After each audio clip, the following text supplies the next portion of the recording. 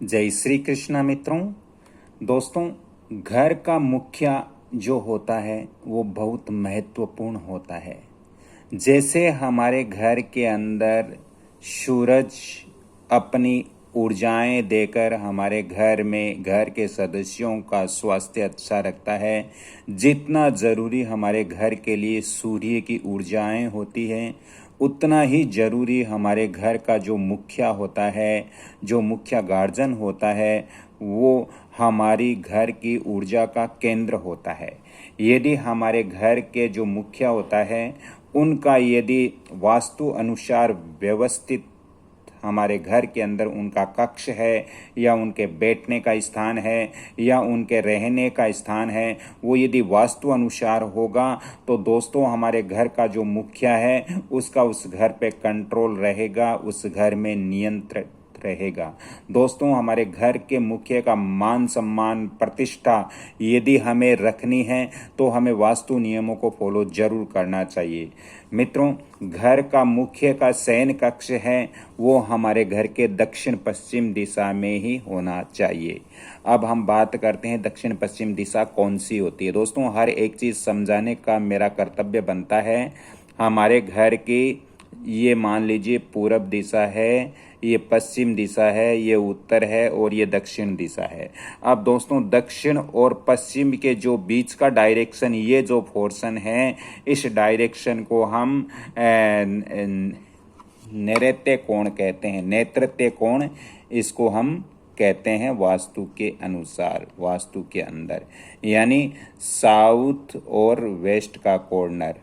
तो इस कोने के अंदर, इस कॉर्नर में घर का जो मुखिया है उसका बेडरूम या उसका शयन कक्ष यहाँ पर वास्तु अनुसार होना चाहिए, क्योंकि ये दिशा है दोस्तों, ये शक्ति की दिशा है, ये नियंत्रण की दिशा है और ये स्थिरता की दिशा है। इस दिशा में यदि हमारे घर का मुखिया यानी जो गार्जियन है वो रहेगा तो उनके दोस्तों उनके अंदर एक स्थिर ऊर्जा आएगी और वो घर को नियंत्रित रख पाएगा।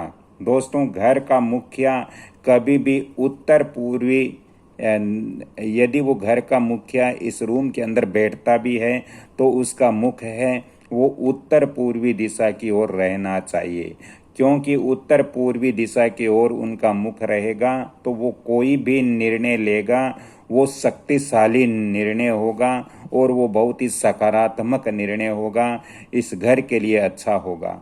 तो जब भी वो घर का मुखिया बैठता है उसका मुख हमेशा इधर में उत्तर या पूरब दिशा में रहना चाहिए। दोस्तों, घर का जो मुखिया है उनके कक्ष का जो द्वार है, यानी घर का जो मुखिया होता है उनका जो रूम है वो हमारे घर के मुख्य द्वार से थोड़ा दूर होना चाहिए, क्योंकि वो इस रूम के अंदर जब भी शयन करेगा तो वो वहाँ पर बेहतर नींद ले पाएगा और इससे उनके फैसले लेने के जो निर्णय हैं वो भी उनका बेहतर रहेगा और इस घर पर उस मुख्य का नियंत्रण रहेगा। इसलिए मुख्य द्वार से थोड़ा हट करके घर के जो मुखिया होता है उसका रूम यहाँ होना चाहिए। दोस्तों, घर का जो मुखिया है उनको प्रतिदिन घर में पूजा स्थल में दीपक भी जलाना चाहिए। यदि हमारे घर का पूजा स्थल उत्तर पूर्वी यानी इस दिशा में, यदि उत्तर पूर्वी यानी आपके इसको बोलते हैं ईशान कोण, तो ईशान कोण में पूजा स्थल होना चाहिए, यहाँ पर पूजा स्थल होना चाहिए। यानी हमारे कहने का मतलब है कि ईस्ट और नॉर्थ का जो डायरेक्शन है इसके अंदर हमारे घर का पूजा स्थल यहाँ पर हमें रखना जरूरी है। दोस्तों, घर में पूजा स्थल यहाँ पर होने से घर में नकारात्मक ऊर्जाएं हैं वो दूर चली जाती हैं। दोस्तों, घर का जो मुखिया होता है उसका कमरा कभी भी आपको उत्तर पूर्वी दिशा यहाँ पर बिल्कुल नहीं बनाना दोस्तों, क्योंकि यहाँ पर यदि उत्तर पूर्वी दिशा में घर का मुखिया जो है उसका रूम यदि आपने बना दिया तो दोस्तों घर के मुखिया को मानसिक भ्रम रहेगा और उनके निर्णय लेने की जो क्षमता है वो कम हो जाएगी। और घर का मुखिया है उनको वो यहाँ पर जो ऊर्जा है वो उनको कमजोरी देगी। इसलिए यदि ईशान कोण में घर के मुखिया का रूम है तो वो इस घर पर नियंत्रण नहीं रख पाएगा, वो इस घर के ऊपर अच्छे फैसले नहीं ले पाएगा। इसलिए ईशान कोण के अंदर इनका घर का जो मुखिया होता है उनका यहाँ पर कमरा नहीं होना चाहिए। उनका कमरा सिर्फ हमें यहाँ साउथ वेस्ट के अंदर ही रखना जरूरी है। दोस्तों कुछ चीज़ें और भी मैं आपको बता देता हूँ। बाथरूम के ठीक ऊपर, यानी मान लीजिए आपका इस घर में जहाँ भी बाथरूम बना हुआ है, इस बाथरूम के ऊपर की जो मंजिल है उस मंजिल में ठीक बाथरूम के ऊपर मुख्य का शयन कक्ष कभी भी नहीं होना चाहिए। अन्यथा दोस्तों वो घर पर नियंत्रण बिल्कुल नहीं रख पाएगा, समाज में उनकी मान प्रतिष्ठा नहीं रहेगी, समाज में उनको सम्मान नहीं मिलेगा और बिल्कुल वो अच्छे निर्णय घर के लिए नहीं ले पाएगा। दोस्तों घर के मुख्य का रूम है वो अन्य रूमों के बीच में भी नहीं होना चाहिए। जैसे मान लीजिए यहाँ पर आपके रूम बने हुए हैं और इनके बीच वाले रूम में आपने मुख्य का रूम रख दिया तो दोस्तों इससे भी उनके मुख्य का जो निर्णय लेने की क्षमता है वो कम हो जाती है। दोस्तों घर का मुखिया जब भी सोता है, शयन करता है, तो ये ध्यान रखना चाहिए कि उनका बेड इस तरह से लगा होना चाहिए कि जब वो सोते हैं तो उनका सिर है वो दक्षिण दिशा में या पूरब दिशा में रहना चाहिए। दोस्तों दक्षिण दिशा और पूरब दिशा में रखने से बेनिफिट क्या होगा?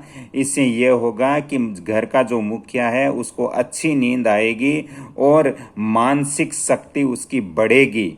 और जब मानसिक शक्ति बढ़ेगी तो उनके निर्णय लेने की क्षमता है वो भी बढ़ेगी और अच्छी नींद आएगी तो उनका स्वास्थ्य भी अच्छा रहेगा। दोस्तों घर का जो मुखिया है उनको प्रत्येक शनिवार को पीपल के पेड़ में जल देना चाहिए और भगवान सूर्य को भी सुबह सुबह जल अर्पित करना चाहिए। इससे उनका स्वास्थ्य भी अच्छा रहेगा और उनके मानसिक संतुलन है वो भी अच्छा रहेगा। अब हम बात कर लेते हैं कि घर का जो मुखिया है उसके रूम यानी उसका जो कमरा है उसका कलर कैसा होना चाहिए वास्तु अनुसार। तो दोस्तों आप अपने घर का जो मुखिया होता है उसके कमरे के अंदर आप हल्का ब्राउन कलर कर सकते हो और इसके अलावा आप क्रीम कलर या मिट्टी रंग का कलर भी आप कर सकते हो। दोस्तों आज का मेरा ये वीडियो बहुत महत्वपूर्ण है क्योंकि इसके अंदर मैंने बहुत सारी चीज़ें समझाई है। यदि ये वास्तु नियम फॉलो करते हो तो घर का जो मुखिया है, जो घर का मेन आदमी है, जो घर का एक केंद्र बिंदु है वो मजबूत होगा और वो जब मजबूत रहेगा तो उनका समाज में मान प्रतिष्ठा रहेगी, समाज में उनको सम्मान मिलेगा, घर में उनको सम्मान मिलेगा, इज्जत मिलेगी और उनके घर पर कंट्रोल रहेगा, नियंत्रण रहेगा। और जब मुखिया का कंट्रोल रहेगा तो उस घर के जो सदस्य हैं वो भी उनका भी जीवन अच्छा चलेगा। क्योंकि आपको पता है कि रेलगाड़ी का जो इंजन होता है वो यदि पावरफुल है, वो यदि सही स्थिति में है तो पीछे डब्बे भी सही कंडीशन में ही चलेंगे, उन डब्बों की सर्विस भी सही होगी। यदि इंजन ही खराब हो जाएगा तो फिर दोस्तों घर के जो रेलगाड़ी के डब्बे हैं वो कैसे आगे बढ़ेंगे। तो ये चीज़ें हमें ध्यान रखनी है। हमें अपने घर का जो मुखिया है उनके वास्तु अनुसार मजबूत स्थिति बनानी है ताकि घर के मुखिया का मान सम्मान रहे और घर का जो माहौल है वो बिल्कुल मुखिया के नियंत्रण में रहे। तो इन वास्तु नियमों को जरूर फॉलो करें और यदि आज की जानकारी अच्छी लगी तो वीडियो को लाइक शेयर सब्सक्राइब जरूर करें। धन्यवाद। अगली कड़ी में फिर मिलता हूं इस वंदना भोजक चैनल पर या कमल किशोर चैनल पर। धन्यवाद। जय श्री कृष्णा। हाँ मित्रों वीडियो को लाइक शेयर सब्सक्राइब जरूर करना ताकि मेरा भी मनोबल बढ़े। जय श्री कृष्णा। धन्यवाद।